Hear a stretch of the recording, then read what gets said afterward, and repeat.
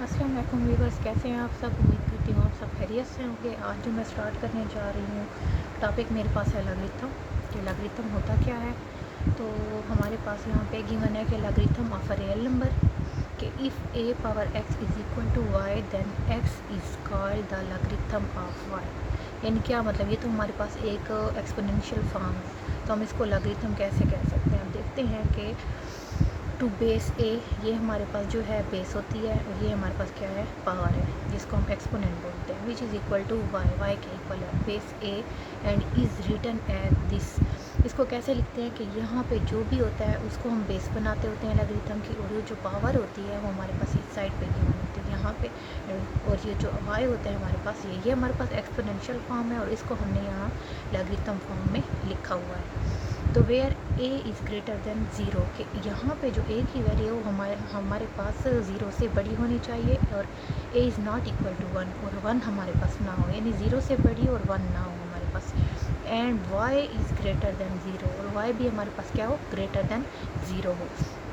Logarithm में हमारे पास क्या होते हैं, एक नंबर के दो पार्ट होते हैं। कि एक लॉगरिथम में हमारे पास एक नंबर के दो पार्ट होते हैं। First is integral part, now the second is mantissa. अब कैसे, कि मेरे पास लेट सपोज एक नंबर है कि 3.4203, ये मेरे पास एक नंबर है।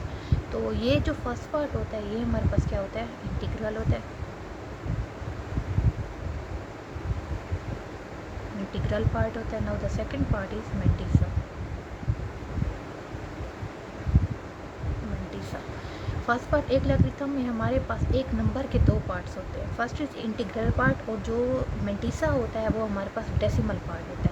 मेंटिसा हमारे पास लेस देन वन होता है, जो डेसिमल पार्ट होता है उसको हम मेंटिसा बोलते हैं। और मेंटिसा हमारे पास कभी भी नेगेटिव नहीं होता, और हमारे पास जो इंटीग्रल पार्ट होता है वो नेगेटिव या पॉजिटिव हो सकता है, बट मेंटिसा हमारे पास कभी भी नेगेटिव नहीं होता। Mantissa is always be positive, हमारे पास पॉजिटिव नंबर होता है मेंटिसा। ठीक है,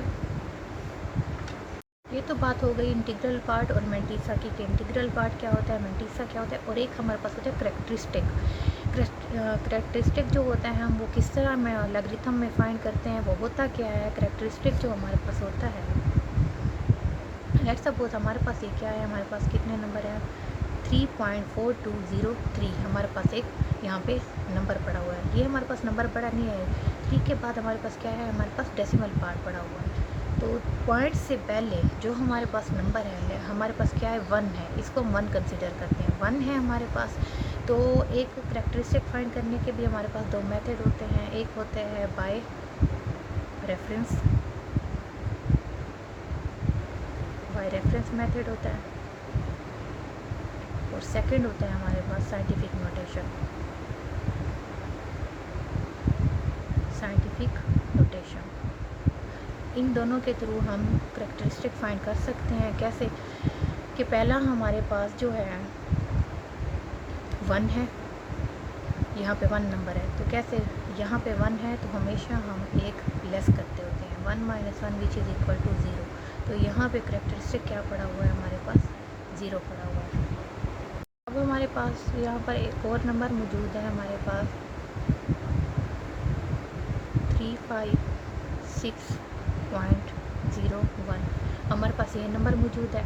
अब इसका हमने ये देखना है करेक्टरिस्टिक किस तरह फाइंड करना है। बाय रेफरेंस मेथड से ये देखना है कि हमारे पास पॉइंट्स से पहले कितने नंबर पड़े हुए हैं, 1 2 3, 3 नंबर हैं। तो मैं यूँ करूँगी कि 3 minus one which is equal to, हमारे पास ये हो जाएगा 2, ये हो गया 2।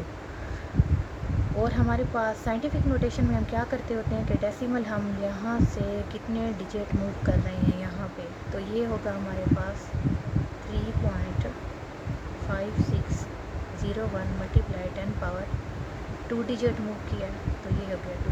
तो करेक्टरिस्टिक हमारे पास क्या है, 2 है। तो ये देखे, ये और ये दोनों हमारे पास क्या आया, सेम आए। और पहला जो हमारे पास था उसमें हमारे पास पॉइंट यहाँ पे पड़ा हुआ है, हम मज़ीद इसको साइंटिफिक नोटेशन में हम इसको मज़ीद छोटा नहीं कर सकते, क्योंकि साइंटिफिक नोटेशन में हमारे पास जो गिवन इंस्ट्रक्शन से कि हमारे पास जो नंबर फर्स्ट हो इंटीग्रल, यानी वो हमारे पास greater than or equal to 1 हो और less than or equal to 10 हो। तो ये 3 जो है हमारे पास 3.4, तो हम इसको मज़ीद साइंटिफिक नोटेशन में हमारे पास अगर मैं इसको लिखूं तो हमारे पास आ जाना है कि ये वही का वही नंबर के 3.4203 मल्टीप्लाई 10 पावर हमारे पास वही ज़ीरो ही आ जाना है। तो ज़ीरो को हम मेंशन नहीं करते। तो यहाँ पे मैंने सेकंड जो नंबर है उससे बताया कि बाय रेफरेंस किस तरह किया जाता है और हमारे पास साइंटिफिक नोटेशन के थ्रू हम इसको किस तरह फाइंड करते हैं। तो आप दोनों के थ्रू चेक करके देख सकते हैं कि बाय रेफरेंस मेथड भी अप्लाई कर सकते हैं और साइंटिफिक नोटेशन भी। हम जब नेक्स्ट एक्सरसाइज करेंगे तो उसमें कैरेक्टरिस्टिक बाय रेफरेंस मेथड से भी करेंगे और साइंटिफिक नोटेशन के थ्रू भी फाइंड करेंगे दोनों के इक्वल आ रहे हैं या नहीं। तो लॉगरिथम को हम किस तरह फाइंड करते हैं, हमारे पास लॉगरिथम टेबल गिवन होता है। जिस तरह अभी हमारे पास एक नंबर है 3261, मेरे पास एक नंबर है, इसका मैंने क्या फ़ाइंड करना है, लॉग फाइंड करना है। तो लॉग फाइंड करने के लिए मैं सबसे पहले तो फाइंड करूँगी कैरेक्टरिस्टिक हमारे पास 1 2 3 4, तो 4 - 1 which is equal to 3, characteristic आ गया मेरे पास 3। और अब हमने देखना है कि हम टेबल में किस तरह चेक करते होते हैं। तो टेबल में चेक करने के लिए हम देखेंगे 32 को देखना होता है, 32 को देखना होता है 6 में। इस तरह हमारे पास अभी ये ब्लॉक बने होते हैं, वैसा हमारे पास 6 में देख के, और हमारे पास ये जो 1 बचा हुआ है ये हम देखते होते हैं डिफरेंस। तो ये बाकायदा हमारे पास लॉग टेबल गिवन होता है, उसमें ये हमारे पास होता है कि हम 32 को 6 में देखते हैं और सामने हमारे पास डिफरेंस पड़ा होता है, जो भी नंबर आता है तो हम उसको यहाँ पे लिख देते हैं, वो हमारे पास होता है लॉग हमने फाइंड किया। और फर्स्ट उसका वही इंटीग्रल पार्ट होता है, यही हमारे पास। लेट्स सपोज कि उसका आंसर आया हमारे पास 9261, हमारे पास ये आंसर है, ठीक है, लॉग का जो हमने टेबल में देखा है। और कैरेक्टरिस्टिक मेरे पास पड़ा हुआ है 3 यहाँ पर, तो मैं यूँ लिखूँगी, पॉइंट लगा के 3 को यहाँ लिख दूँगी, तो ये मेरे पास आ जाना है आंसर। अब हमारे पास ये है कि कॉमन लॉग क्या होता है, कॉमन लॉग क्या है। कॉमन लॉग वो होता है जिसकी हमारे पास बेस जो हो, बेस हमारे पास क्या हो, 10। किस तरह बेस 10 के, हमारे पास यहाँ पे है log 10 जूँ, ठीक है, log 10 पड़ा हुआ है हमारे पास। तो log 10 हमारे पास ये जो है, ये हमारे पास क्या होती है, बेस होती है, ठीक है, ये हमारे पास क्या है, बेस है। यूँ भी लिख देती हूँ कि यहाँ पे मैं लिख दूँ 100 विच इज़ इक्वल टू 2। ये देखें, ये हमारे पास क्या है, कॉमन लॉग है। कैसे, ये बेस के ऊपर मैंने यहाँ पे अगर इसको एक्सपोनेंट फॉर्म में लिखूँ विच इज़ इक्वल टू 100, तो ये हमारे पास क्या है, कॉमन लॉग है। कॉमन लॉग वो होता है जिसकी बेस हमारे पास 10 हो। और एक नेचुरल लॉग होता है, नेचुरल लॉग में हमारे पास क्या होती है, एक्सपोनेंशियल फॉर्म में होती है, ई फॉर्म में होता है। वो हमारे पास क्या होता है, जिसकी बेस हमारे पास ई हो, वो हमारे पास होता है नेचुरल लॉग। तो अभी हमारी बुक में जो मेंशन है वो जस्ट कॉमन लॉग तक है, नेचुरल लॉग हम नहीं पढ़ रहे, तो हमारे पास ये गिवन है। कॉमन लॉग की कुछ एग्जांपल यहाँ पर मेरे पास मौजूद है। यहाँ पे है लॉग, ये हमारे पास है 1000 which is equal to 3, log 100 which is equal to 2, log 10 which is equal to 1। तो ये हमारे पास क्या है, एग्जांपल हमारे पास कॉमन लॉग की है, क्योंकि कॉमन लॉग में तकरीबन जो यहाँ पे बेस होती है उसको मेंशन नहीं किया जाता। तो इसको अगर मैं एक्सपोनेंट फॉर्म में लिखूँ इसको, तो मैं यूँ लिखूँगी कि 10 power 3 which is equal to 1000।